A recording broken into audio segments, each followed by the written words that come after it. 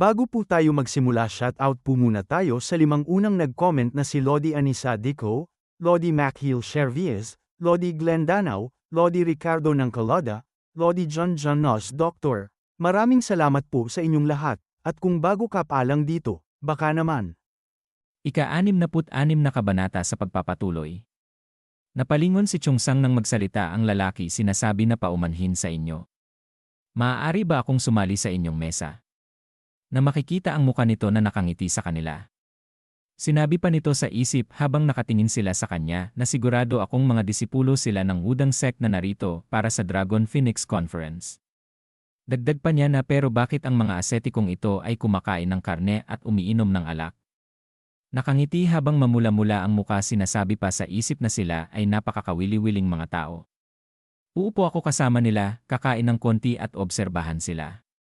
Ngunit sinabi ng ating bida sa kanya paano daw kung sabihin niya sa kanya na ayaw niya. Nagulat ang lalaki at itinuro siya. Sinasabi sa ating bida na sandali, ano ang sinabi mo? Tumugon ang ating bida na sabi ko, ayaw naming maupo ka sa amin. Nainis ito at sinabi sa kanyang isip na kung ang isang matanda ang nagtatanong na makiupo, hindi ba dapat sabihing oo, tulad ng isang asetiko na nararapat maging mapagbigay? At sinabi nito na ikaw na bata ka. At sinabi nito na makikita sila mula sa itaas na hindi mo ba nakikita na wala ng ibang upuan dito? Ang mesa ninyo ay may 4 na upuan at may isang bakanteng upuan pa. Naiinis ang ating bida at sinabi sa kanya na hoy, ikaw na matanda ka. May ibang mga mesa na pang-4 na upuan na may 2 tao lang na nakaupo, kaya bakit mo ito ginagawa sa amin? Sumagot ito na dahil hindi na niya itinuloy. Na sinabi sa kanya ni Chongsang na Master Uncle, ayos lang sa amin. Sinabi sa kanya ng ating bida na tumahimik ka, hindi ito ayos sa akin. At seryosong tumingin siya at sinabi sa kanyang isip na hindi ko lang siya basta tinanggihan ng walang dahilan, ikaw na bata ka. Ang White Heron, si Deong Yopiong. Imposibleng hindi ko siya makilala dahil isa siya sa maraming mahuhusay na kalaban ko noong ako pa ang Evil Sect Heavenly Master. Uminom siya ng alak at sinabi pa habang nakatingin sa kanya ito na may pagkakuripot. Iyan at itinuturing lang ang pera na parang mga bato. Isang tunay na sakit sa ulo. At sobra rin siyang mausisa, hinding-hindi niya palalampasin ang mga shaman na umiinom ng alak. Kung papayagan natin siyang sumali sa atin, sigurado akong maraming siyang itatanong, gaya ng nakakainis niyang ugali. Sinabi sa kanya ni Deong Yopiong na ha, seryoso ka ba talaga? Itinuro siya at sinigaw sa kanya na teka muna. Hindi ba kayo mga asetiko ng sektang Wudang? Hindi naman sa hinihiling ko na ibigay nyo sa akin ang mga upuan nyo o kaya naman ay ipagbili nyo ako ng pagkain. Paano nyo matatanggihan ang kahilingan ng isang matanda na makisalo sa inyo? Napasigaw rin ang ating bida at napatayo na ako ang nagbabayad dito at sinasabi kong ayaw kitang makasama sa aming mesa. Ano naman ang kinalaman niyan sa pagiging asetiko? Napababa ang kanyang daliri at napasabi ng mahina na sa tingin ko tama ka naman dyan. Na sinabi pa ng ating bida sa kanya na tama, di ba? Kaya humanap ka na lang ng ibang maupuan. At pagkatapos sinabi ng ating bida na hoy, tara na. Sumagot naman si Chongsang na Master Uncle. Marami pa pong natitirang karne. Sumagot sa kanya ang ating bida, sinasabi na nawalan na ako ng gana dahil sa isang nakakainis na matanda, kaya pumunta na lang tayo sa ibang lugar. At sinigaw niya na may-ari ng inn. Na naiinis si Deong Yopiong at sinabi sa kanyang isip na ano ang sinabi niya. Nawalan ng gana. Nakakainis na matanda. At sinabi ng ating bida sa may-ari na itinuro niya ito na kailangan ko nang umalis dahil kinukulit ako ng matandang iyon. Pakiusap, sa kanya na lang kayo maningil. Nakatingin naman sa kanya ito ng seryoso at sinabi sa isip na ang bastos na asetiko na yon. Hindi ko ito palalampasin bilang kanyang nakatatanda. At naiinis na tumatakbo papunta sa kanila ito, sinasabi na tuturuan kita ng leksyon ngayon din. Nang biglang isang malaking kamay ang humawak sa kanyang balikat na pinagtatakahan nito. Sinabi ng may-ari ng inn na saan ka pupunta. Magbayad ka muna. 4 na silver niyang ang babayaran mo. Na napasabi ito na ha. Nasinigaw nito na 4 na silver niyang. Hindi makapaniwala ito na napanganga na lang at sinabi sa kanyang isip na ano. Paanong nakaubos sila ng ganong karami? Mga buwisit na asetiko. Makikita ang langit at ang bilog na buwan, sinasabi ni Changwo na ang weird naman ng matandang iyon. Dagdag pa niya na ang kulit pa rin niya kahit ilang beses na naming tumanggi. Tuloy, hindi na namin naubos yung pagkain namin. Sinabi ni Chung-sang sa kanya na paano mo nasasabi iyan sa isang matanda. Nakasimangot itong tumugon na bakit, anong masama? Ginawa rin naman ni Master Uncle Yona. Sinabing muli sa kanya ni Chung-sang na hoy. Akala mo ba pareho kayo ni Master Uncle? Na napangiwi na lang ng muka si Changwo. Na napasabi naman ang ating bida sa kanyang isip na sabi nga nila, natututunan ng mga bata ang lahat ng masasamang gawi na nakikita nila, mukhang totoo nga. Tumingin sa loob ng damit at sinabi sa isip na pero maraming disipulo mula sa iba't ibang sekta sa Yichang. Kung patuloy akong mag-asal ng katulad ng ginawa ko kanina habang suot ko ang damit ng sektang Wudang, kung gayon. Malamang masisiraan ng iba ang master ko. Dagdag pa niya sa kanyang isip na wala akong pakialam kung masiraan man ako o ang sektang Wudang, pero talagang nababahala ako sa sasabihin nila tungkol kay master. Tinawag siya ni Chung-sang at sinabi na dahil maaga tayong aalis bukas sakay ng bangka, maghanap na ba tayo ng matutuluyan ngayon? Tumugon ang ating bida na hindi. Umisi siya at sinabi na bago yan. Kailangan muna nating pumunta sa isang mananahi. At sumapit na ang ikinaumagahan. Mabilis na tumatakbo si Chung-sang at sinabi na Master Uncle. Tinanong siya ng ating bida na ano ang nalaman mo. Sinabi sa kanya ni Chung-sang na sabi nila wala nang natitirang bangka. Yung mga nandito pa raw ay nakareserba na lahat. Dagdag pa niya na sabi nila 2 bangka lang daw ang nakaschedule kada araw at ang isa ay buong-buo nang nakuha ng pamilya Jegal. Ang isa naman ay maraming hihintuan kaya maraming lugar itong dadaanan. Nainis ang ating bida at napasabi na anong klaseng kahiyahiyang kaganapan ba itong Dragon Phoenix Conference at walang kahit isang bakanteng bangka. Dagdag pa niya sa kanyang isip na kailangan kong iwan agad ang mga batang ito sa Orthodox Murim Alliance para mahanap ko na ang dual internal key art ko. At sinabi niya kay Chung-sang na sinubukan mo na bang dagdagan ng bayad. Na sumagot siya na pasensya na po. Mayroon pong takdang presyo ang pamasahe sa bangka, bakit pa po kami magbibigay ng mas malaking pera? Hindi mo ba tinanong kung may mga espesyal na upuan? Sumagot si Chung-sang na mga espesyal na upuan.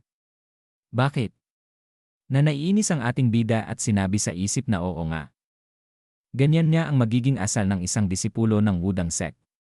Hinawakan niya ito sa balikat at sinabi niya na Chung-sang alam mo yung mga pagkakataon sa buhay na kailangan mong tahakin ang madaling paraan. Nagtataka naman siya at sumagot na tahakin ang madaling paraan. Habang naglalakad sila sinabi sa kanya ng ating bida na kalimutan mo na, inosenteng bata. Tara na! Na makikita ang anino ni Deong Yeopyong sa kanilang likuran. At sinigaw nito na hoy, tumigil ka sa iyong pinagkakatayuan. At napalingon ang ating bida na nagtataka. Habang pasugod ito sinabi ng ating bida sa kanyang isip na talagang mapilit na matanda, grabe. At nang makarating ito sa kanila sinabi na kahapon, suot niyo ang damit ng sektang Wudang. Tapos ngayon, basta na lang kayong nakasuot ng ordinaryong uniforme ng martial artist. Nagpapanggap ba kayong mga asetiko kahapon o ano? Tinalikuran siya ng ating bida at sinabi na nakakabaliw na talaga ito, grabe. Mga bata, alis na tayo. Na naiinis na sinabi sa kanya nito na teka lang. Tiningnan niya ang ating bida at sinabi na tumigil ka. Na mabilis siyang hahawakan nito. Ngunit sa hindi niya inaasahan, bago pa man niya hawakan ang ating bida mabilis itong nakaiwas. Hindi makapaniwala ito. Na napasabi na ha? At sinabi sa isip na ang dali niyang nakaiwas sa teknik ko ng pag-lock ng kasukasuan. Nilingon siya ng ating bida at sinigaw na nakakainis ka na talaga, grabe. Bakit ka ba kasi nagkakaganyan? Biglang ibinuka ang palad sa kanyang harapan at sinabi na bakit pa nga ba? Ibigay mo na sa akin ngayon na. Dagdag pa niya na ang 4 na silver nyangs. At pagkatapos sinigaw nito sa ating bida na alam mo ba ang mga paghihirap na dinanas ko dahil sa'yo. Ano bang impyerno ang in-order mo at nagkakahalaga ito ng 4 na silver nyang? Sinabi sa kanya ng ating bida na ang kuripot naman. At sinabi pa nito sa kanya na isang silver nyang ay makakabili ka ng 288 kilo ng bigas. Sa 4 na silver nyang, makakabili ka ng 1,152 kilo ng bigas. Sapat na yan para pakainin ang 4 na pamilya sa loob ng 4 na buwan. Ano bang impyerno ang kinain mo sa restaurant at umabot sa 4 na silver nyang ang bill? Wala ka bang konsensya bilang isang asetiko? Wala ka bang awa sa mga palaboy na nasa lansangan? Na sinabi naman ng ating bida na Chongsang, ilabas mo na ang pera. Sinabi pa nito habang inaabot ng ating bida ang pera na bago mo gamitin yang pera para kumain ng karne, dapat isipin mo munang tulungan sila. Sinabi pa ng ating bida sa kanya na narito, 4 na pilak na niyang, kunin mo na. Masayang sinabi nito na sige. Na napasabi pa sa isip ang ating bida na ang tingin niya sa pera parang bato. Anong kalokohan naman iyan? At naiinis na sinabi niya na ngayon na nabigyan na kita ng pera, tapos na, di ba? Huwag na tayong magkita ulit. Huwag mo na kaming sundan. Tiningnan siya nito mula sa likuran habang sinasabi niya na Chongsang, Changwo. Tara na. Habang naglalakad sila papalayo tahimik niya silang pinagmamasdan. At pagkatapos ay ngumiti. At dito na po nagtatapos ang ika-66 na kabanata.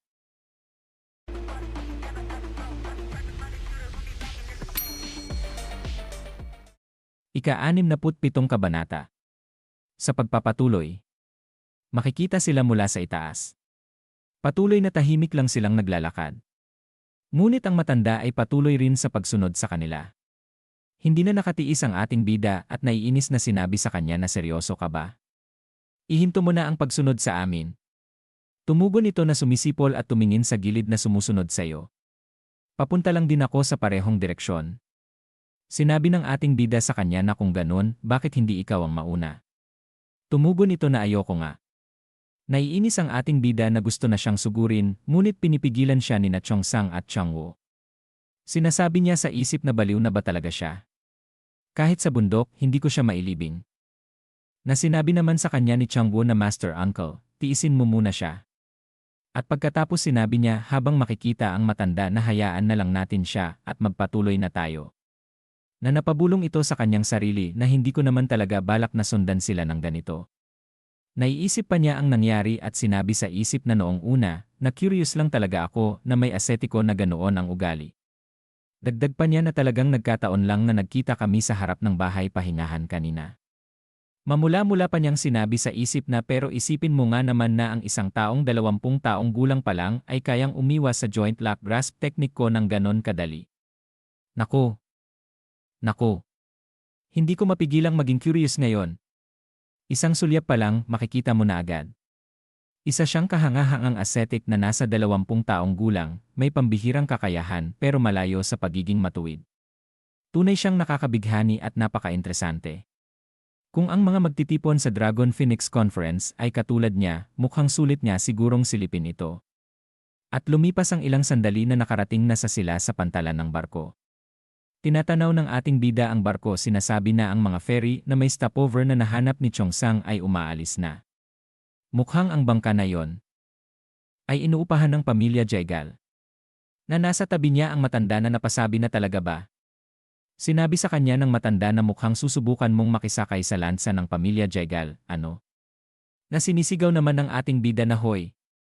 Nagulat ang matanda nang pumunta sa gilid ang ating bida, sinasabi na hoy, ang ferry ng Jaigal ay dito. At napasabi ang matanda sa isip nang makita niya na nakikipag-usap ang ating bida sa lalaki na ang barkong iyon ay isang barkong pangkalakal. Dagdag pa niya sa isip na bagamat mabilis ang barkong pangkalakal, hindi naman ito magiging komportable. Hindi ba mas mabuti kung humingi na lang siya ng tulong sa pamilya Jaigal? Tinawag na ng ating bida ang dalawa na Chongsang. Changwo, halina na kayo.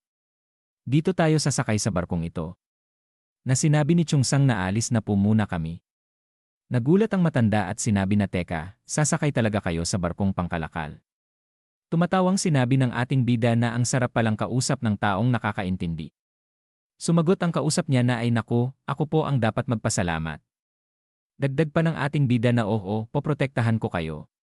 Na sinabi naman ng matanda sa kanyang isip na hindi ko inakala na ang isang asetiko mula sa Wudang sect ay magiging ganoon ka pala kaibigan.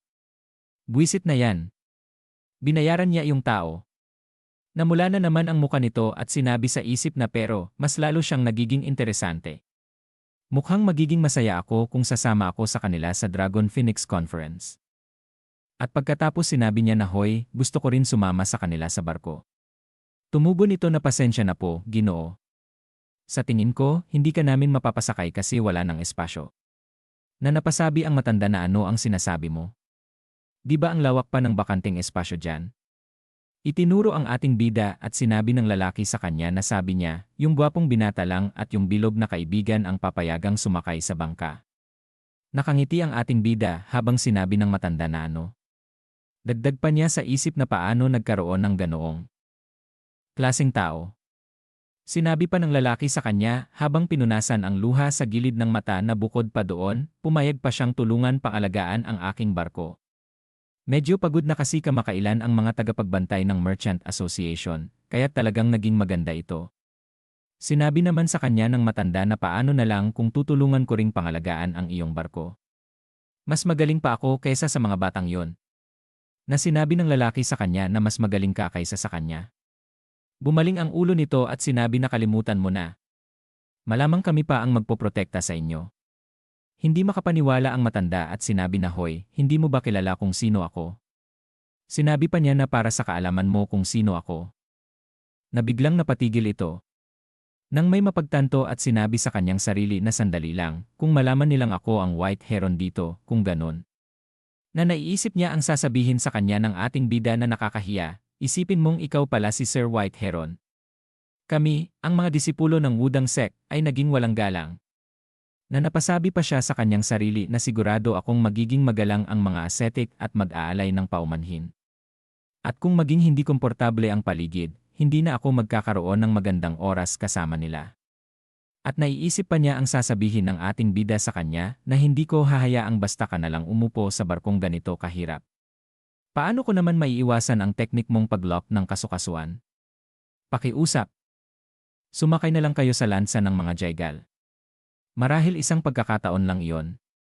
Dagdag pa niya sa isip na sasabihin ng ating bida na tungkol naman sa pagkain namin ng karne at pag-inom ng alak, pakiusap, itago niyo na lang yon. Siguro nagkataon lang yon. At pagkatapos isang tao ang dumaan na sinabi ng lalaki sa matanda na kung gayon ano ang pangalan mo. Sumagot ito na seryoso ka ba? Iyon ay. Hindi na niya itinuloy. At sinabi nito na ano ang kaguluhan doon? Sumagot ang kanyang kasama na nasa likuran na mukhang may isang matandang lalaki na nagpipilit sumakay sa barkong pangkalakal. Sinabi pa niya na ako na po ang titingin at magtatanong ng mga detalye. Sumagot ito na huwag na. Maliit na kaguluhan lang yan, hindi na kailangan. Nasinigaw naman ng matanda na huwag ka namang ganyan, pasakayin mo na ako. Natumugon sa kanya ang lalaki na nakupo. Sir, ilang beses ko na pong sinabi sa inyo na hindi ko po yan magagawa. Napahinto ito sa paglalakad at sinabi na teka lang. Ang taong iyon ay. Lumapit ito habang sinasabi pa sa lalaki ng matanda na sige na, ang hirap mo namang payagan akong sumakay. Sinabi ko na ngang babayaran kita at poprotektahan ko pa ang barko mo. At masayang sinabi nito sa matanda na Ginoo. Kailangan niyo po ba ng masasakyang bangka? Na napalingon ang matanda at sinabi na ha. At pagkatapos yumuko at gumalang ang mga ito at sinabi na junior na iskolar ng Murim, Jegal Sion, nagbibigay galang kay White Heron, Sir Deong Yopiong. Mabilis na pinatigil siya nito. At sinabi na tumingin sa ating bida na tumahimik ka. Huwag ka nang maging formal. Na napahawak naman ito sa kanyang bibig. At pagkatapos sinabi ng matanda na ang swerte naman, mukhang hindi niya narinig. Na sinasabi ng ating bida kay Changwo na sige na, tulungan mo na silang magkarga ng mga gamit. Tumugon ito na oo, Master Uncle. At ibinulong nito sa kanyang sarili na mukhang tinatago niya ang pagkakakilanlan niya dahil sa mga taong nandoon. At sinabi niya na Ginoo, ayon sa narinig ko, mukhang sinusubukan niyong sumakay ng barko. Pakiusap, sumama na po kayo sa aming barko. Malaking karangalan po para sa amin na kayo'y maisakay. Tumugon ito sa kanya at sinabi na ay ayos lang ako, kaya huwag na kayong mag-alala sa akin. Sasakay ako sa bangka ng mga mangangalakal na ito. Napasabi naman ito sa kanyang isip na mukhang tinatanggihan naman siya. Bakit pa siya sumusubok sumakay sa bangka ng mga mangangalakal kung halatang hindi siya komportable? Dagdag pa niya habang makikita ang ating bida na. Baka gusto niyang maglakbay kasama sila. Kahit pangkaraniwang kasuotang mandirigma lang ang suot nila, mukhang mga asetiko sila mula sa Wudang Sect base sa disenyo ng kanilang espada. Sinabi pa nito na isipin mong interesado si White Heron sa mga disipulo ng Wudang Sect. Ngayon, interesado na akong malaman kung sino sila. At pagkatapos binulong niya sa matanda na Ginoo, kung ganoon po. Paano kung sumama na lang tayo sa aming ferry kasama ang mga disipulo ng Wudang sect na naroroon? Na napasabi ito na ano? Mamula-mula na naman ang muka nito na sinabi sa kanyang sarili na napansin niyang mula sila sa Wudang sect kahit na iba ang suot nilang kasuotan sa martial arts at agad niyang naisip kung bakit gusto kong sumakay sa merchant ship. Dagdag pa niya habang nakangisi silang dalawa na narinig ko na si Jegal Sion ay kilala bilang isang henyo. At talagang totoo nga iyon. At pagkatapos tinawag niya ang lalaki at sinabi na, "Hoy, sir. Ako si Jegal Sion mula sa pamilya Jegal." Halos lumabas ang mata nito nang marinig niya na siya ay nagmula sa pamilya ng Jegal at sinabi na patawad. At sinabi sa isip na akala ko nais lang niyang dumalo sa Dragon Phoenix Conference. At mabilis na yumuko at sinabi na ako si Nogok, ang may-ari ng barko ng Cheongwon Merchant Association. Naku po, ang makatagpo ng isang tao ng ganitong mataas na katayuan ay aking ikinagagalak. Tumawa ito at sinabi na hindi mo na kailangan magpakita ng sobrang formalidad. Hindi ko naman sinadyang magdulot sa iyo ng abala. Sinabi pa niya na malapit akong kaibigan ng matandang ito dito. Iniisip kong isakay siya at ang 3 tao sa kabila. Okay lang ba yon? Natumugon ito at sinabi na ano. Pero, na mabilis nitong sinabi na kung kailangan nyo ng bayad, maaari nyo itong kunin mula sa aming pangunahing sangay sa Longzong. Ipapaalam ko na ito sa kanila ng maaga. Nagningning ang mga mata nito at napasabi sa isip na paano nangyari ito. Isang paanyaya sa pangunahing sangay ng pamilya Jegal.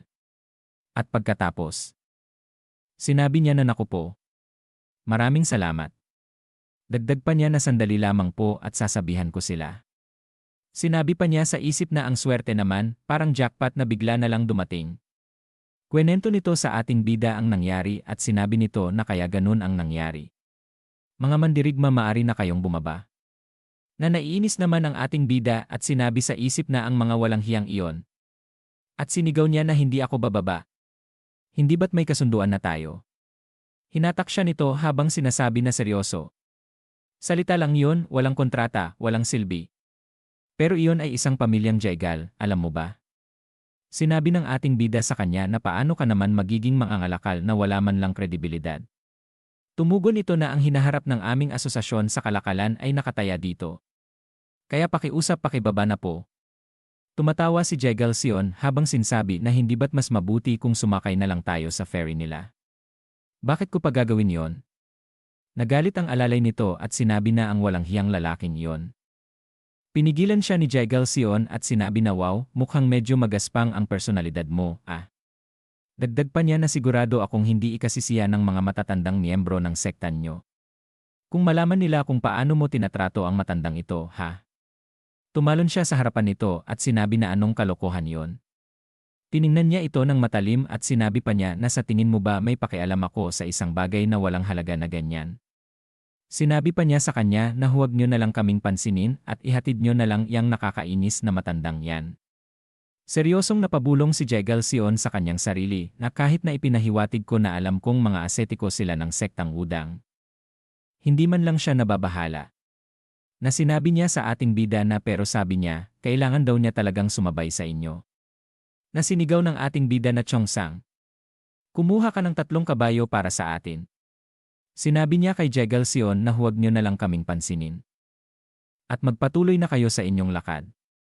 Dagdag pa niya na hay naku, ang hilig makialam talaga. At sinabi pa ng ating bida sa kanya na ikinagulat nito na tingnan mo nga naman, nagpapanggap kang lalaki. Na makikita itong nanlaki ang mata sa kanyang narinig. At dito na po nagtapos ang ika-67 kabanata.